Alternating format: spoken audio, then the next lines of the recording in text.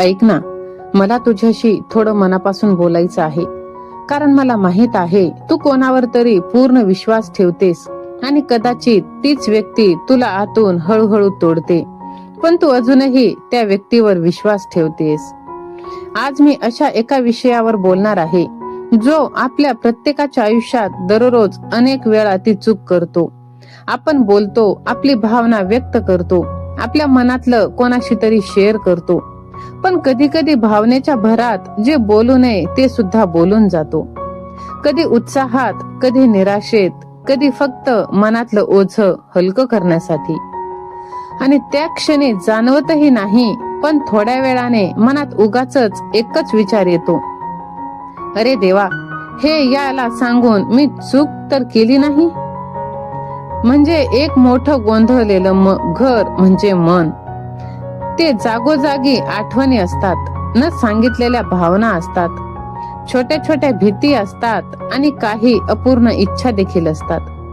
या सगळ्यांचं ओझं साचत गेलं की आपल्याला कोणीतरी पाहिजे असतो, ज्याच्या समोर आपण आपलं मन मोकळं करू शकतो. पण इथेच खरी परीक्षा असते, आपण कोणासमोर मन मोकळं करू आणि कोणासमोर नाही. कारण आजकाल साधं निरागस बोलणं कधी कोणत्या अर्थाने घेतलं जाईल याची खात्री नसते. तुम्ही कधी नोटीस केलत का, काही लोक तुमच्या समोर खूप गोड बोलतात, पण तुमच्या पाठीमागे काय बोलतात हे आपल्याला माहित नसतं.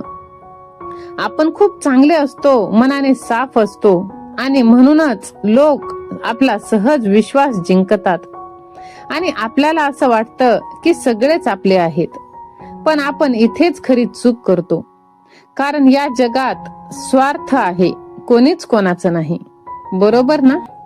आपल्या दृष्टीने आपण अगदी छोट्या छोट्या गोष्टी जरी सांगितल्या, सहज सांगितलेल्या, त्या सुद्धा दुसऱ्यासाठी चर्चेचा विषय बनू शकतात. आपण कधी मनातलं सांगताना याची काळजी घेत नाही. मन हलकं करण्याचा आनंद इतका मोठा असतो की आपण समोरच्या व्यक्तीच्या हेतूवर, स्वभावावर, त्याच्या दृष्टिकोनावर विचारच करत नाही. कारण आपल्याला हे मानायला आवडतं की आपण जसं आहोत तसंच समोरची व्यक्ती आहे. जसं आपण कोणाच्या बाबतीत वाईट विचार करत नाही, तसंच कोणीच आपल्या बाबतीत करणार नाही. पण वास्तव वेगळं असतं. काही लोक ऐकतात समजून घेण्यासाठी, तर काही लोक ऐकतात ते नंतर कधी वापरता येईल का हे पाहण्यासाठी. आपल्या आयुष्यात असं काही वेळा झालं, एखाद्या खूप जवळच्या व्यक्तीला काहीतरी सांगितलं आणि नंतर जाणवलं की त्यांच्या वागण्यात बदल झाला आहे. आणि ते कशामुळे? तर कधी काळी आपण स्वतःहून आपल्या आयुष्यातल्या काही गोष्टी अशा ज्या आपण त्यांना सांगितलेल्या, आणि त्याच दुखऱ्या नसेवर ते नख ठेवतात आणि त्यांचा हेतू साध्य करून घेतात.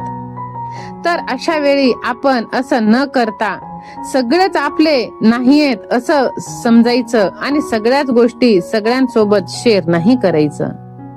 समोरच्या मध्ये बदल होतो आणि तो बदल कशामुळे? तर आपण स्वतः सांगितलेल्या एखाद्या गोष्टीमुळे. त्यामुळे मन दुखावलं, कारण आपल्या अपेक्षेप्रमाणे त्यांनी ते समजून घेतलेलं नाही. आणि तेव्हा जाणवतं काय बोलायचं, किती बोलायचं आणि कोणासमोर बोलायचं हे किती महत्वाचं असतं. आजकाल बोलका स्वभाव छान वाटतो, लोकांमध्ये मिसळणं, बोलणं, हसणं, आणि यात काही चुकीचं पण नाही. पण जेव्हा बोलणं अनियंत्रित होतं तेव्हा गैरसमज आणि मनस्ताप निर्माण होतो. कोणी आपल्यावर विश्वास ठेवतो आणि आपल्याला आपला मन सांगतो, तेव्हा आपण त्याला गॅरंटी देतो, मी तुझ्याकडे गोष्टी कोणाला सांगणार नाही. पण आपण जेव्हा कोणाकडे मन मोकळं करतो तेव्हा त्या व्यक्तीचा हेतू कसा आहे याची गॅरंटी आपल्या हातात नसते. आणि हीच ती जागा आहे जिथून जखमा सुरू होतात. काही लोकांना फक्त मन हलकं करायचं असतं, त्यांना सल्ला नको असतो, फक्त विचार ऐकणारे कान ते शोधत असतात. पण आपण मात्र लगेच सल्ले देतो, शिकवायला लागतो, त्यांच्या शब्दांना आपल्या पद्धतीने अर्थ लावतो, आणि मग ती व्यक्ती दूर जाऊ लागते. त्यांना वाटतं मी सांगितलेले हे कळत नाही. अशा छोट्या गैरसमजुतीनं नाती अंतराला लागतात. परिस्थिती कधी कधी अशी येते की जवळचे लोकही अनपेक्षित वागायला, काही बोलायला, काही वागतात. त्यांना फक्त शांतता हवी असते. पहा, आपल्याला आतून खोलवर दुखावणारे खूप आहेत आणि हे जवळचेच आहेत. अशा वेळी काय करायचं? खरं सांगायचं तर कधी कधी काहीच नाही, फक्त शांत बसायचं.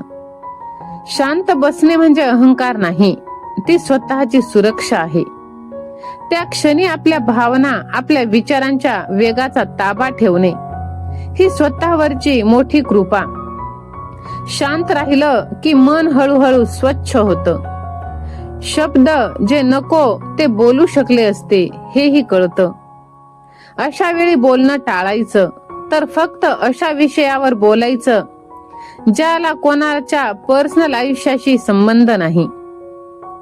एखाद्या आवडत्या विषयावरती आपल्याशी बोलत राहायचं. समोरच्याला बोलणं बंद करणं म्हणजे ऍटिट्यूड येणं असं अजिबातच नाही. कितीही काही झालं तरी आपल्या मनाशी संवाद साधायचा, कारण की तिथे कधीच अपेक्षा भंग होणार नाही. कधी जर मन दुःखी असेल, कोणाशी बोलावं वाटत असेल, तर कोणाच्या पर्सनल आयुष्याशी बोलायचं नाही. एखादा पुस्तक, एखादा सिनेमा, एखादा अनुभव हे विषय खूप हलके असतात, गैरसमज निर्माण करत नाही आणि आपल्या संवादाला सुंदर बनवतात. त्यासाठी ह्यांचा वापर करायचा. बोलण्याचा प्रवाह बदलायची ही एक कला आहे. समोरच्या खोलवर चौकशी करत असेल तर शांतपणे एक स्मित हास्य करून एखादा वेगळा प्रश्न विचारायचा आणि त्या विषयाला एक वेगळी दिशा द्यायची. हे खूप साधं सरळ आहे आणि खूप सोपं. एक छोटासा पॉज घेतला तर आपण काय बोलतोय हे अधिक स्पष्टपणे दिसतं. आणि अनेक असे पॉज आपल्याला चुकीच्या दिशेने जाण्यापासून वाचवतात. कमी बोलण्याचे फायदे खूप. जे लोक कमी बोलतात त्यांच्या शब्दांना किंमत, त्यांच्या वाचनाचा गैरवापर होत नाही आणि ते गृहीतही धरले जात नाहीत. सगळ्यात महत्वाचं, त्यांचे व्यक्तिमत्व शांत, स्थिर आणि विश्वासू वाटते. कमी बोलणं म्हणजे जगापासून दूर जाणं नाही, तर बोलताना स्वतःला जपणं आहे. आपल्या आसपास असे लोक असतात की ज्यांच्याशी बोलणं की मन प्रसन्न होतं, काहीतरी शिकायला मिळतं, मनात पॉझिटिव्हिटी येते. अशा लोकांमध्ये राहणं हे एक आत्मिक समाधान आहे. आनंदी आयुष्य जगायचं तर मग काही गोष्टी आपल्यात बदल करणं खूप गरजेचं. त्यातली पहिली सवय ती म्हणजे कृतज्ञता व्यक्त करणे. आपल्या आयुष्यात अशी खूप छोटी छोटी गोष्टी असतात, त्यासाठी आपण आभार मानायला शिकलं पाहिजे. मग ती समोरची व्यक्ती छोटी असो, मोठी असो, प्रत्यक्षात असो वा नसो. दुसरी गोष्ट म्हणजे सकारात्मक विचार. निगेटिव्ह थिंकिंग पासून दूर राहणं आणि प्रत्येक परिस्थितीत, प्रत्येक सिच्युएशन मध्ये चांगलंच शोधणं. पहा, नक्कीच फायदा होत असतो. तिसरी गोष्ट म्हणजे स्वतःसाठी वेळ काढणं. आपल्याला आवडणाऱ्या गोष्टी करणं, कारण आनंद हा आपल्याच हातात आहे, तो आपल्या आत आहे, बाहेर दुसऱ्यात नाही.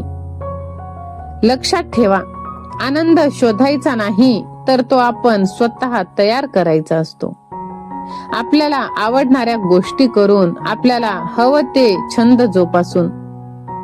तर चला, आजचा जर व्हिडिओ तुम्हाला थोडासाही आवडला असेल तर व्हिडिओला लाईक, शेअर, सबस्क्राईब करायला विसरू नका आणि हा व्हिडिओ जास्तीत जास्त जणांना शेअर करा, कारण तुमच्या एका शेअरने मला अजून प्रेरणा मिळते अजून असे छानसे व्हिडिओ बनवण्यासाठी. चला, भेटू नंतर अशा छानशा व्हिडिओ मध्ये. तोपर्यंत स्वतः आनंदी राहा, जग आपोआप आनंदी राहील.